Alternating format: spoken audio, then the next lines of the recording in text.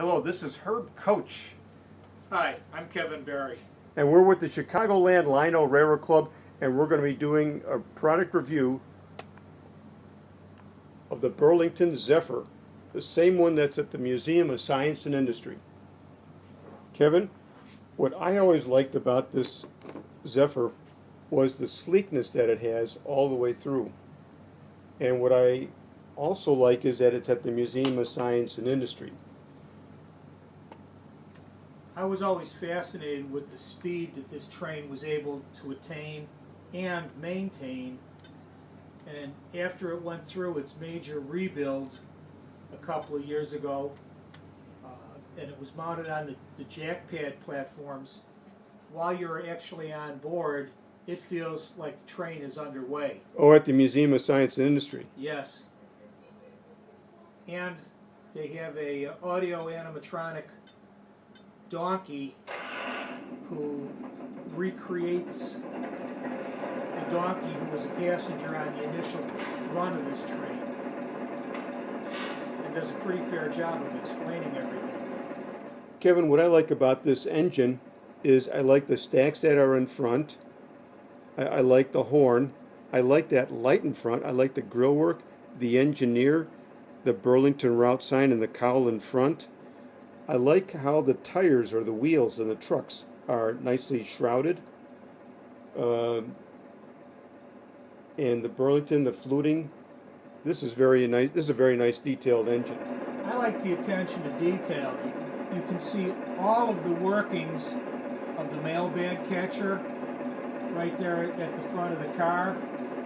And as you go down the line into the passenger section, you can actually see people seated on the train, whether they're in the coach car or in the boat-tailed observation car at the end of the train. Lionel has done a good job in putting the controls right under this roof here.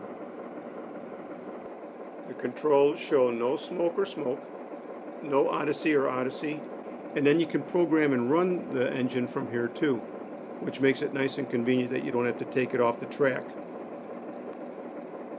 And you can control the sound from this pod here. A nice detail that was an add-on to the casting is the grab arm for the mail sack and the door to pull it into the RPO car. From there, the sack was opened, processed in the railway post office car, sorted by city of destination, and ready to continue its trip when the train pulled into the station. A little further down the train, into the middle car, you have the Railway Express Agency car. Half the car is REA, half the car is passenger service. So the packages that were too big to be handled by the post office were handled by the Railway Express Agency. Everybody knows those green REA trucks. The back half of the second car is the beginning of the passenger service. If you look into the car, you can see there are figures of people in the seats. The railroad didn't make all of its money on passenger service. Matter of fact, a large portion of it came from hauling the mail and moving stock for the Railway Express Agency. But the railroads also served a vital purpose in getting people from point A to point B, because in the highlight era of the trains, many people still didn't own automobiles. If you look a little further back into the last car, you'll see not only passenger service, but in the end of the boat-tailed passenger car, you'll see the seats actually line the walls. This section could serve two purposes, that of being an observation car and that of being a lounge. Now, if there was bar service, it wouldn't be a lounge, it would be a club car. You know, you could have a lounge in a club car, or you could have drinks no matter what you call it. Not all trains had bars on. They had bar service on them. If you come all the way to the back of the train, there's some interesting detail cast into it as well. If you look at the very end of the train, the last section of the side, you'll see the Burlington Zephyr Herald clearly marked on an unstamped section of what would have been the fluted stainless steel siding. If you come all the way to the back of the train, just below the tail, the white tail light itself, to let another train know there was a train ahead of it, you'll see Pioneer Zephyr also painted there, as well as the red end of train markers both following the track and to either side, so if they went through a crossing, another train would know that they had cleared. This is really a beautiful train and a beautiful piece of design work. You know, Kevin, I really agree with you. I like it. And when I saw Lionel had this one from after going to the Museum of Science and Industry for many years and then with the grandkids, I needed it. So when Lionel came out with it, I got it. The only thing better than doing the Pioneer Zephyr experience at the Museum of Science and Industry would be having this train to run on your home layout. And I couldn't possibly imagine the joy that a child would have seeing this suddenly appear under a Christmas tree. Holy cow. Hey, now it's time to start running this baby, this Burlington Zephyr. And we'll start with revving it up a little bit or getting some sound.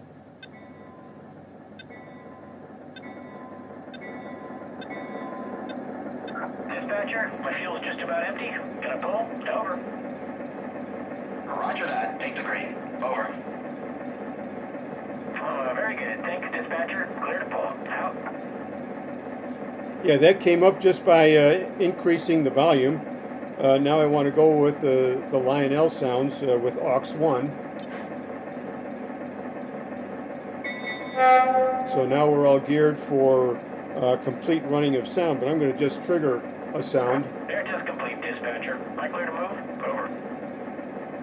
Negative. Please hold. Over. You know, that's just the luck that we have. We're all set to go, and they don't let us go.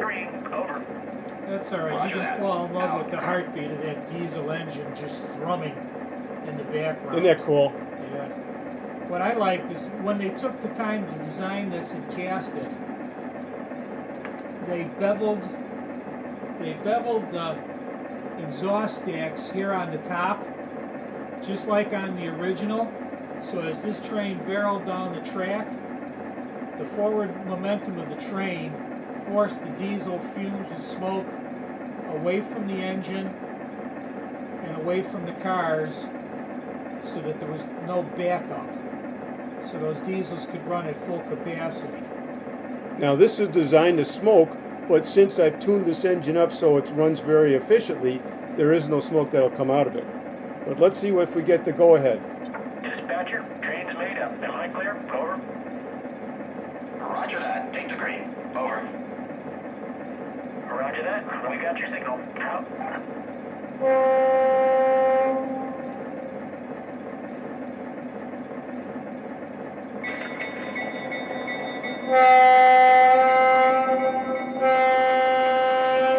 Dispatcher, train is moving. Over. Now we're backing it up a little bit so we can get some action on the headlight. And get a good run through. And as Jackie Gleason would say, and away we go. We're underway, dispatcher. Over. Roger that. Have a good run. Out. By the way, Jackie Gleason had a great fear of flying and would only travel by train. He had his own rail car. Oh, isn't that nice? It's down in the it's down in Nashville in the Railway Museum down You know, there. I like how the passengers are enjoying the ride that we have here. It'd be hard not to have a good time riding on a train like that. And that headlight at the end to let everybody else know they're not to be bumped into. What do you say we jump on board and take a ride, Herb? Dispatcher here. Go to slow speed. Over. We're at slow speed.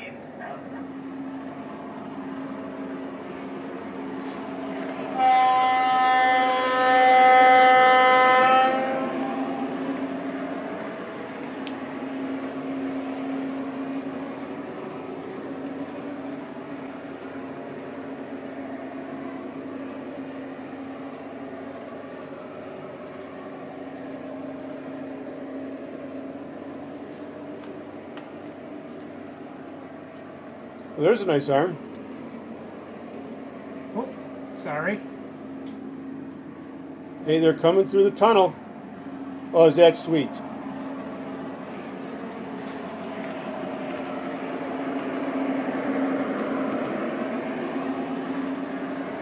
And look at how much smaller it is or lower it is than a regular heavyweight passenger car. Oh, it was definitely way ahead of its time in design. And Sleek and streamlined. it was designed to cut through the air. It was definitely a marvel of design and engineering.